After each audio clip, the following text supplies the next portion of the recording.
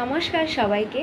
আজ কোনো ব্লগ নয়, তবে আজ কিছু কথা শেয়ার করতে এসেছি তোমাদের সাথে। আশা করছি তোমরা অনেকেই আমার সাথে একমত হবে।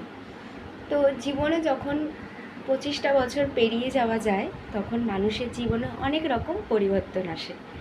তো আমাদের সবার জীবনেই কম বেশি কিছু পরিবর্তন এসেছে। যেরকম 21 থেকে 25 বছরের সময়টায় আমাদের জীবনে অনেক কিছু আসে এবং অনেক কিছু চলে যায়। আমরা অনেকে ভাবি কেন আমাদের সাথে এটা হচ্ছে, কেন আমরা সেরকমভাবে আনন্দে থাকতে পারছি না, বা কেন আমাদের জীবনে খালি দুঃখই থাকছে, সুখ থাকছে না। কিন্তু যখন তুমি জীবনের 25টা বছর পার করবে, তখন তোমার মনে হবে যে আগে এটা হয়েছে বলেই হয়তো এখন আমাদের সাথে এরকমটা হচ্ছে। কিন্তু আমরা অনেকে আবার এটাও ভাবে যে না, এটা আমাদের পক্ষে মেনে নেওয়া সম্ভব নয়, কারণ সবশেষে তো আমরা মানুষ, খারাপ ভালো সব কিছু নিয়েই তো আমাদের বেঁচে থাকতে হয়। কিন্তু জীবনে খারাপটাই বেশি থাকে। যেরকম আমার 25টা বছর পেরিয়ে গেছে, 26-এ পড়েছি, তাও মনে হচ্ছে অনেক কিছু এখনও পাইনি, আবার অনেক কিছু পেয়েছি। তো যেরকম আগে মনে হতো এর সাথে কথা বললে ভালো লাগে, ওর সাথে কথা বললে ভালো লাগে, এর সাথে সামান্য ঝগড়া করলে কেন ঝগড়া করেছিস, চলো সব ঠিক করে নিই, সরি, একটা সরিরই তো ব্যাপার।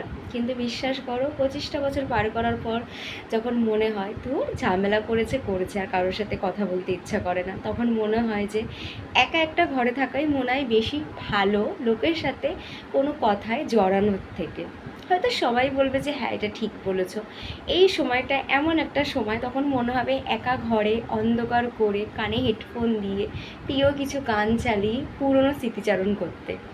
আবার এটাও মনে হবে এখন আর কোথাও ঘুরতে যেতে ভালো লাগে না। হ্যাঁ, তবে সেটা সবার ক্ষেত্রে নয়, আমার ক্ষেত্রে বিশেষ করে, কারণ আমি আগাগোড়াই ঘরে থাকতে ভীষণ ভালোবাসি। এখন যেমন আমাকে ঘরে আরও বেশি করে টানে, ভালোই লাগে না আমার কোথাও ঘুরতে যেতে।